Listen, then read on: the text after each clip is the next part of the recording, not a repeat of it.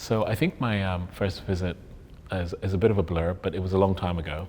It was definitely when I was a student. It would have been in the sort of mid-90s. And I came as a student and I was looking at all the architecture of Cambridge and Boston and MIT, and it was, a very special pilgrimage to come to this chapel because I'd seen it in photographs. It was incredibly inspirational to me in my thesis work. So I wanted to finally see this building that I understood sort of sectionally and, atmospherically. It was really special. During my master's program, I became very interested in working on a faith-based space. And it was one of the sort of thesis studio projects, and I looked at lots of examples, of which there's so many, of course, around the world. And I was particularly struck by this little chapel at MIT. I was struck because it proposed a section, and what I mean by that is the kind of the slice through the building, the way in which it's constructed, that I'd never seen before. And I tried to understand that, and I read what the intention was. And I became really fascinated by it. Why would you spend so much energy and effort doing something that was contrary to the way in which most people would make a building? When I came finally to the building, it revealed its purpose very clearly, because when you are here with the light and the water, it's a very powerful space. And you understand the Pretoria, you understand the vessel, you understand the texture, it all comes alive. Some of the particular features that really struck me and made a sort of very strong impression was a building which used the elements to directly affect the emotions of the function of the building. So, when you normally make a building, it's, you use materials for performance, functionality, endurance, all those sort of things, aesthetics, visual pleasure. But I think here Saarinen did something more. He actually also marshaled the natural elements to evoke a more powerful emotional feeling in the building by using water and by creating a building which has a relationship to the story. It's the sort of the notion of sort of a Christian life is this idea of a kind of ark, a vessel. So in a way, literally, we're sitting in a vessel on a water body, and he makes that analogy really, really close. And I don't think I'd ever seen that in architecture before, so it was quite profound. I love the contrast between the outside and inside of this building. I think for most people from the outside, it probably even looks like a power station or something. But I mean, I think it's clearly not. It's more than that. It is a very astute, proportioned, sort of gentle full stop in the landscape. It's almost like putting a perfect dot at the right point. But it understands that that's all it needs to do.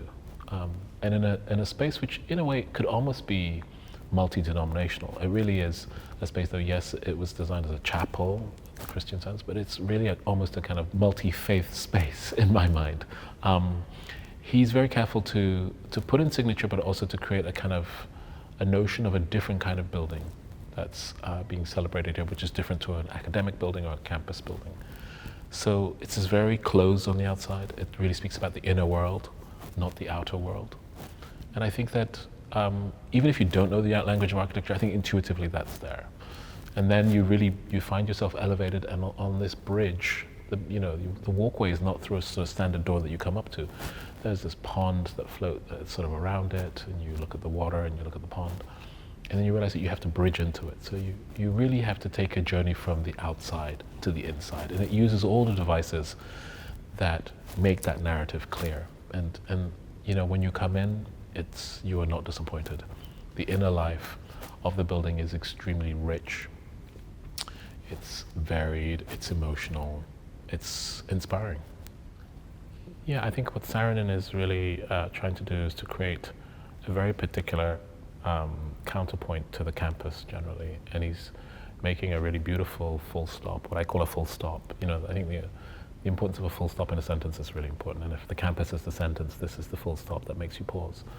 And what I mean by that is that it's a kind of proportion geometry, a sort of pile of brick that has a very particular position.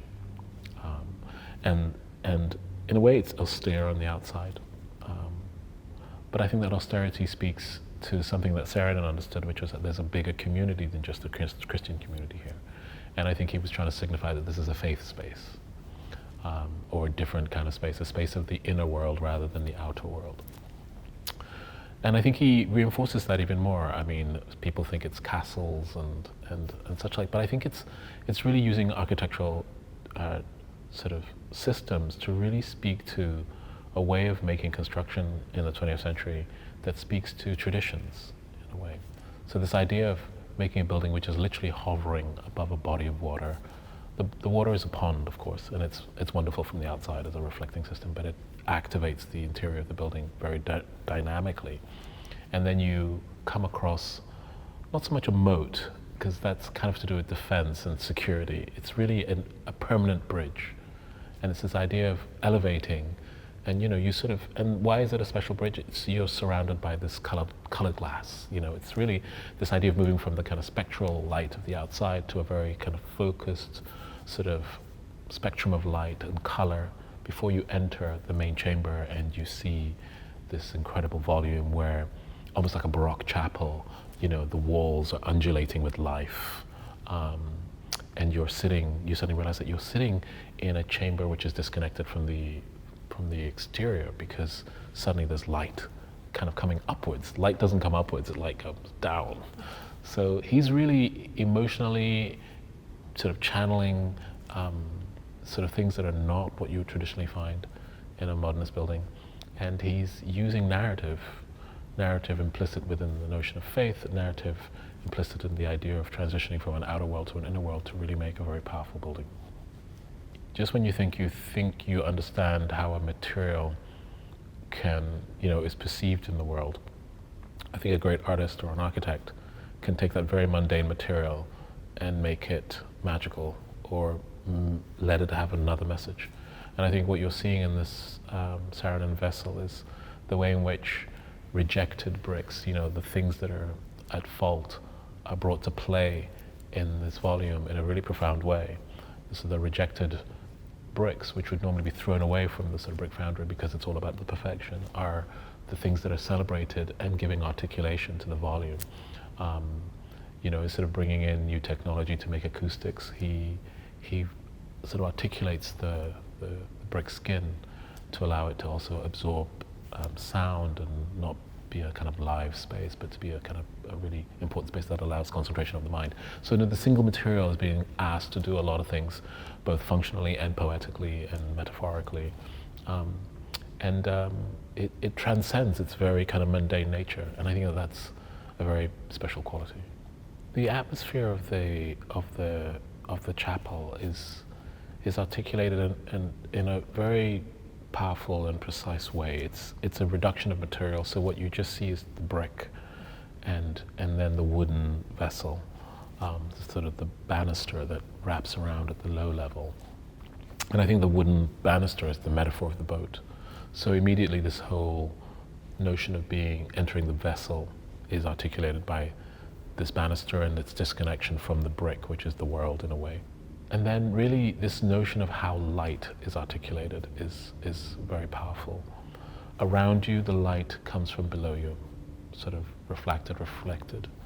But at the altar, it's a very singular, sort of zenithal sort of focus, almost like a spotlight on what the mind's focus is supposed to be. And it's the only daylight that's allowed to sort of stream from above. And there's a kind of wonderful moment where Pretorius commissioned to make an extraordinary sculpture. And I think the sculpture's purpose is really to slow down the light, right? It's sort of just to make it visible to the eye. I mean, of course it's visible, but there's something about the way in which the petals of Pretorius sculpture capture, almost as it were, fragments of the light and sort of hold it still for your eyes to gaze upon. Does this incredible thing of slowing it down, almost making it look like it is descending like a shower. And that's a very powerful thing. So that's what you have, is this building made out of brick, wood, and light. Yeah, I think Saarinen was really careful to really understand the nature of a sacred building and a profane building. And I think that that's the duality that he really puts out in the middle of this campus, that he talks about being able to understand the nature of the sacred and the profane. And in a way, this is the sacred vessel, which is the intimate space. And the space of debate and discussion is the hall of Kresge Hall. And that is more like a tent, right? It's more like a stretched tent, a gathering space for everybody to come to. It's multi-directional. There's no front or back, really. I mean, there are doors in one place, but the idea is that visually it's multi-directional. And in the heart of it is this great auditorium, which collects and gathers people. It's made very much with the same kind of materials. It's brick and timber, but it has obviously the copper on the outside. But I think this idea of the sort of chamber and the tent are this sort of dialectic that Saarinen gives as a gift to the MIT campus to talk about this duality, and it's very poetically very powerful. I think the chapel, of course, has a relationship to the brick of Boston, and I think Saarinen's very clear about that, but I don't think he's trying to make sort of mimetic references or anything like that. I think he uses brick because brick is simply the humble material. It's the mundane material. And I think he's very interested in how does he take a mundane material and make it, transfigures it, literally transfigures it with nature, with light and with geometry and proportion. So I think that, you know, it's meant to be singular, but from a contextual point of view, you can also see how it completely fits within the Boston landscape, within the MIT campus. I think that it's always an important charge for an architect or an artist or a designer to be able to use any material and to not see inherent in the material limits, but to see in any material the possibilities. So for me, I'm, you know, what Saarinen does with brick, I'm very inspired by in my own work, in that I'm very interested in using materials that you just disregard in your mind's eye as not being precious or valuable. And I'm interested in reconfiguring those to represent the value of that. Not to be sensational or to just to be, you know, just to be alternative or anything like that, but just to really talk about the preciousness of matter. I mean, that's kind of, I think, the deep sort of thing behind it is that there's a kind of deep respect for matter on this planet and things that are made, things that are from the planet formed or reformed, sort of, and this idea that everything is precious and not about a kind of certain hierarchy. You know, a certain stone is not more precious than, you know, a composite for me, or, you know, et cetera, et cetera. It's all valuable, and all should be given the kind of dignity of being able to transfigure into something that inspires. I think that the urban planning and architectural departments at MIT are very lucky to have a gift. These two buildings really present the sort of some of the key components of our societies, in the sense of, you know, our introverted worlds, the sort of secular, the sort of faith-based world, and the public world. You know, and I think Saarinen gives a gift to MIT and to generations of architects. You know, and he makes two timeless structures that are really going to be inspirational for generations to come. I think these two buildings, as we move into the centuries that are coming, are going to become even more powerful as icons about, you know, how we make buildings. The idea that the chapel is here on the MIT campus, which is a kind of science and technical based sort of institution, really speaks to this notion of understanding the spirit in science, that there's also a kind of, you know, this notion of a spiritual space or spirituality is not about unknown things, it's also about the kind of wonder of the world as well, and to be ever present and aware and in awe of how beautiful it is and how powerful it is.